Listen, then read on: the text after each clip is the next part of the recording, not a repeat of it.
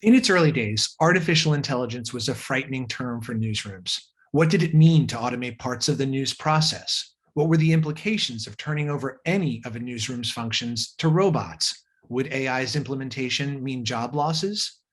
I'm Michael Depp, editor of TVNewsCheck, and this is Talking TV, the podcast that brings you smart conversations about the business of broadcasting. Today, that conversation is about AI and newsrooms, where some tasks are being automated, who's doing it, and how it has changed news for better or worse. With me today is Aimee Rinehart and Ernest of the Associated Press, which recently published a report looking at how local news outlets use AI and automation. We'll be right back with that conversation.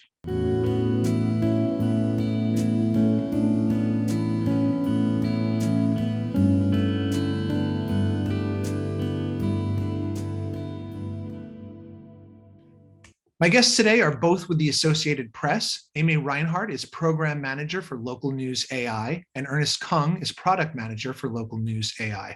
Welcome to you both. Thank you. Aimee, what are the most common applications of AI where its use is in place in newsrooms right now? Can you tick through the use cases, however limited they may be? Yeah, I mean, we've all been using it. You know, if you have notifications on your phone, basically, I mean, that's not necessarily artificial intelligence, but certainly automations, spell check, Grammarly, those kind of things. Many journalists rely on transcription services. That's all artificial intelligence. So that is probably the primary one, especially for TV broadcasters. They really rely and love to use a program called Otter.ai, which is one of the most ubiquitous. There's also Trint and other services like that. Mm-hmm. So people are familiar with it. It finds its way into our lives more than people may be aware of it as AI as such. Does it usage skew to one type of media? For instance, is television more than newspapers or digital pure plays using AI more broadly? Yeah, we surveyed newsrooms across the U.S. and we got someone or a newsroom in every state to take the survey, and we collected almost 200. And it was really digital first publications that are the primary drivers, or at least the more universal adopters to artificial intelligence technologies and technology in general. They seem to be the most excited about using it, but closely behind were TV broadcasters and also radio broadcasters. Really impressed us with their adoption of some of these tools, or at least experimentation with them. Which specific outlets, to your knowledge, are making the most usage of AI right now?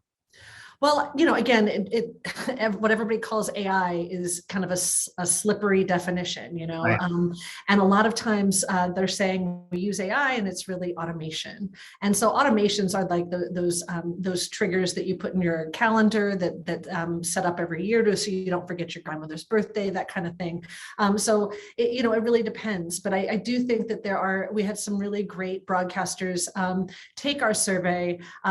Really admirable was the University of Michigan's NPR station. They have a technologist on staff who's developing things internally for their staff to use, and also making it accessible for other Michigan news outlets to take advantage of too. So to me, that was really impressive and set them apart from many other people who took the survey. Mm-hmm. Ernest, when you looked at how local newsrooms even understand AI's potential newsroom usage in all of its manifestations, what did you learn? Did most of them have any kind of an adequate grasp of what it can potentially do right now? Absolutely. Broadcasters, television broadcasters, definitely have a good grasp of where they would like AI to be placed in their newsrooms.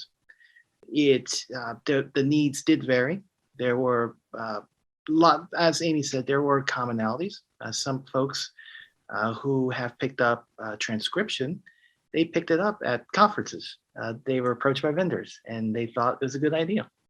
And so that's how they slipped into AI from that point.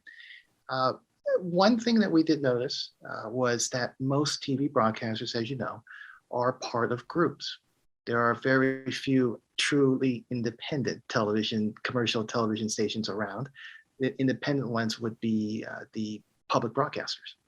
So oftentimes I almost would feel like the public broadcasters have far more independence to explore new technologies, the more well-resourced ones.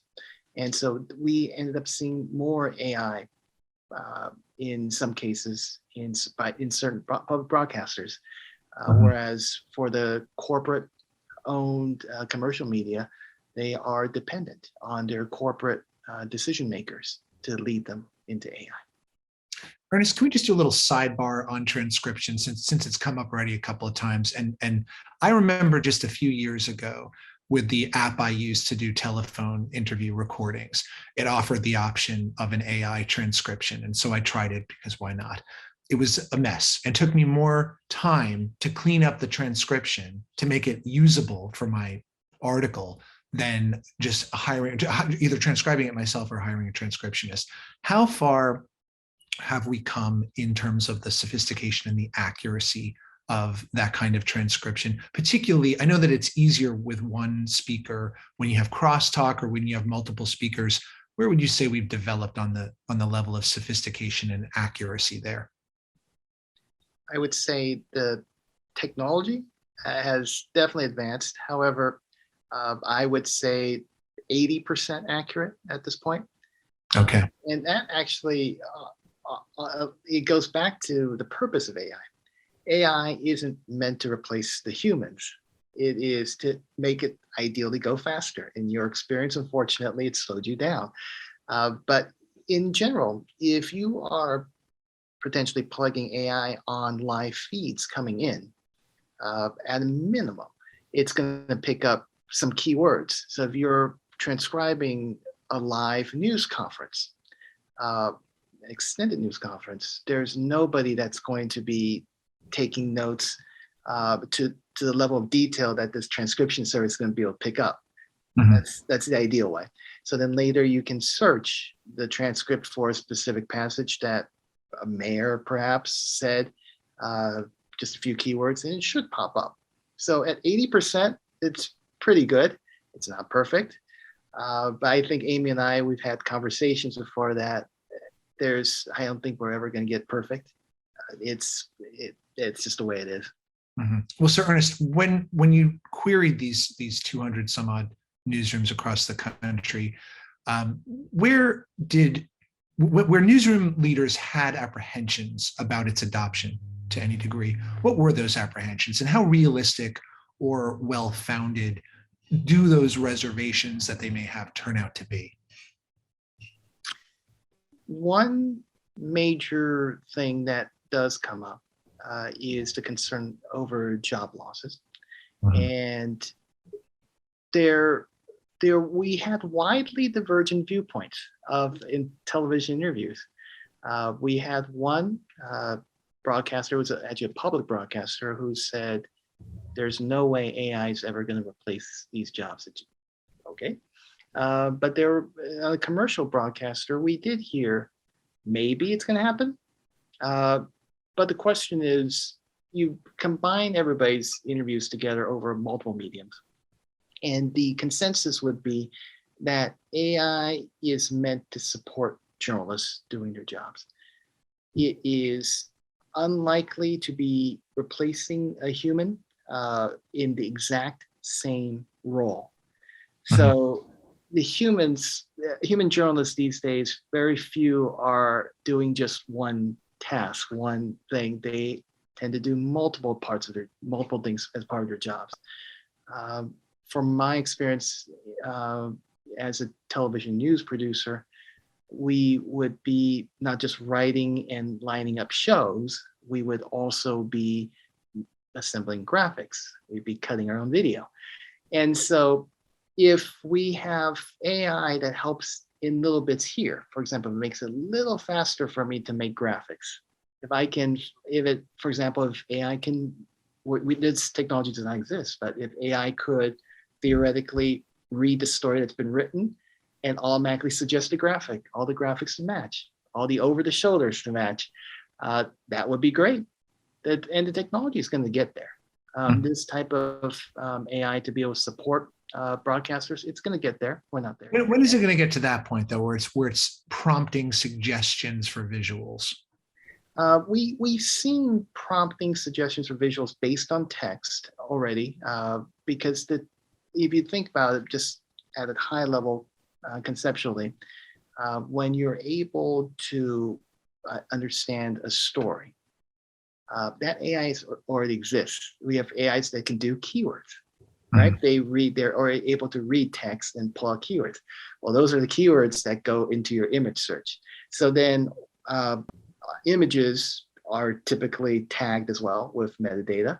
So it's just an issue of matching keyword concepts to keyword on the written story, keyword on the image. So someone just has to put it together. The real barrier to getting this type of specialized AI, in my dream scenario as a producer, would be the business part. The market for such a technology is, in the end, not the biggest in the world. And that's going to be a big issue for local newsrooms as is, that they have lots of needs. Finding the developers, the manufacturers to support their needs, it's going to be tough in some cases, simply because the technology isn't easily applicable to another industry. I'm curious, by the way, who your respondents across these 200 some odd newsrooms were. Like, what was their position? Did you have people who were they the digital managers very often? Was there a type of position that would tend to respond to your queries? Yeah, we would generally call them news leaders. So people in the news leadership position, people who are deciding on technology, people who are encouraging their staff to embrace new technology or trying to get them to adopt something new. So primarily those were them. Not every newsroom, it won't surprise you, has a technology lead or somebody who's making all of those decisions. It's usually a variety of people who've been, in addition to all their other duties, have to do this as well. So it was kind of all over the map, but definitely we would categorize them as news leaders. Okay, so just to circle back to the job losses point for a second, so far, have you found that this worry, this anxiety that AI would be eliminating positions has not come to pass pretty much across the board? Is that then safe to say? I wouldn't make that claim because there are many people who could say I lost my job because of AI or because of technology brought in. I will say the technologies that newsrooms said that they really wanted currently mostly all exist today. So social listening platforms is something they wanted. Transcription is something they wanted. Those things all exist, and many of the tools that we are recommending and talking about and teaching toward for our class that starts on April 13th is that these are tools that help with information, not with journalism. So, these are not AI tools that are creating sources and following up and building analysis, that kind of stuff. It really is taking something like a community calendar and putting that on a website or using it for a script. I think that's where people's anxieties really set in here, where you're talking about editorial decisions that AI may be evolving to making. And Ernest, it's kind of what when you're talking about prompting suggestions for what visuals should accompany a package, those are editorial decisions. Now, I don't know at what level of sophistication right now it can prompt something in a script that may be anything other than glaringly obvious to even, maybe it does. Maybe it's got a really sophisticated kind of recommendations that AI can make in that context. But I find it hard to imagine that it's anything that maybe even like a novice producer or editor might not notice from reading the text right now. But how far away are we from that higher level of sophistication?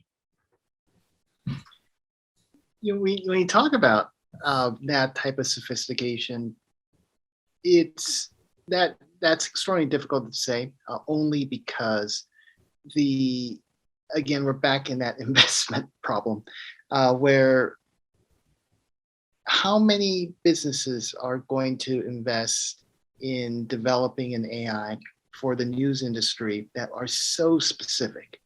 To replace a human journalist is not a good business thing, because there's so many things human journalists do, and that's mainly defined by creativity. There has been very few elements of AI that have been able to demonstrate that level of creativity.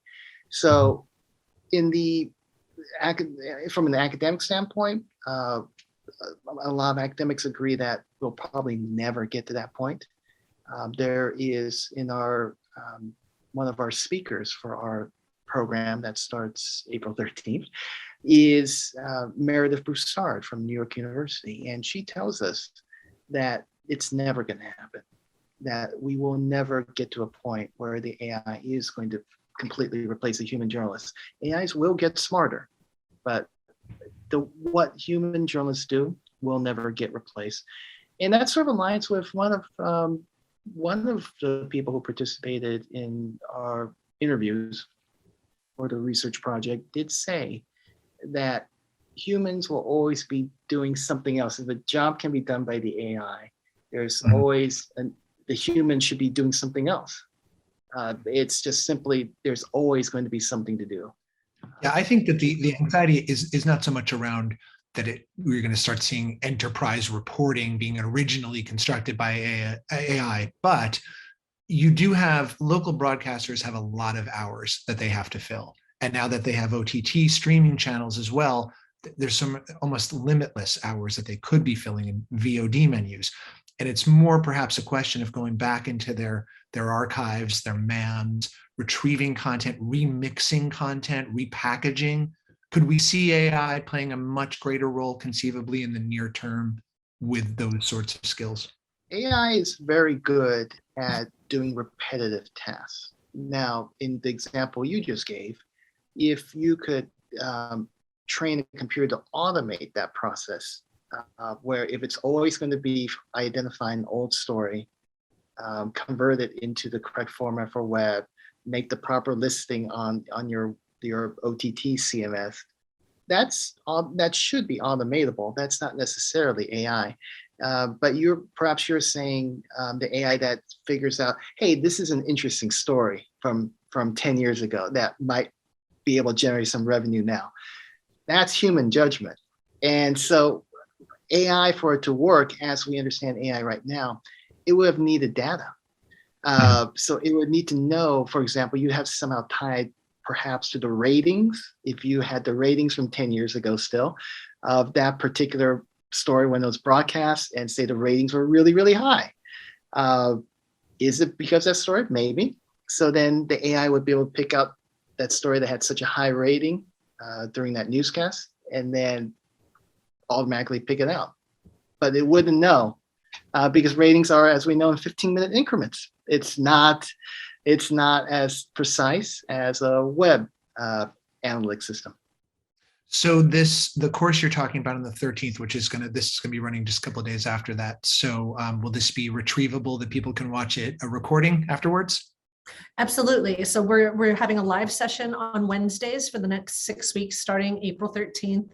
And we will also have on Fridays, we will have a supplemental office hours for people who maybe didn't get a chance to raise a question, or maybe a question has come up between that.